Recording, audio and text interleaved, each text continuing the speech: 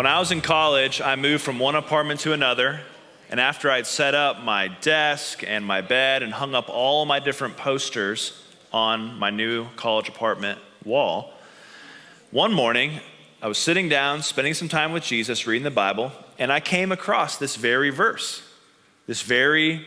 about if you have faith and you do not doubt, not only can you do what I did to the fig tree, but you can say to this mountain, go into the sea. And then whatever you ask for in prayer, if you have faith, you will receive it. And as I'm sitting there, I noticed this poster that was a little crooked on my wall. And so I was like, this is a perfect chance to practice. Like if I want to be throwing mountains in the sea, I should first be able to move a poster, right? So I go, okay, get all the doubt out, get all the doubt out, get all the doubt out. In Jesus' name, poster straighten. And it straightened right there. No, just kidding. No, it didn't. Didn't straighten. So I thought, okay, didn't have enough faith there. I guess I still had a little bit of doubt in there. I'll try again the next day. And I literally never straightened that poster the entire time I lived there. Because every time I spent time with God, I used it as like a test to try to have mountain moving faith. The kind of faith that has no doubts, that can make stuff like that happen. And my thought process, as I've kind of already alluded to, was this. If I can just muster up 100% confidence that this poster will straighten, then it will.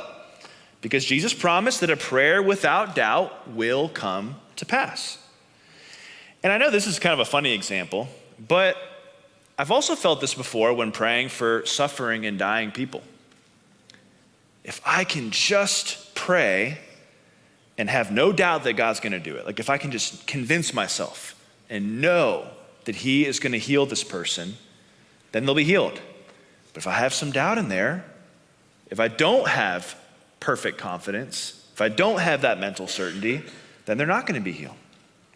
And so in those moments, I don't know if you're like me, but when we have the very human and very normal emotion of anxiety and concern for this person that we love, but then we also are thinking to ourselves, I can't have that. If I have any of that anxiety, if I have any of that concern or doubt, then I'm not gonna get them healed.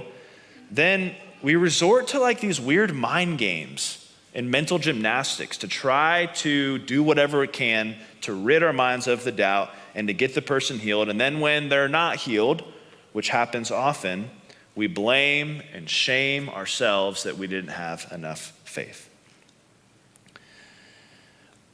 I think the poster never moved because I don't think I actually knew what faith was when I was praying.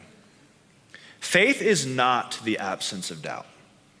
Faith is relational trust in action. Or more simply put, faith is more about commitment than confidence.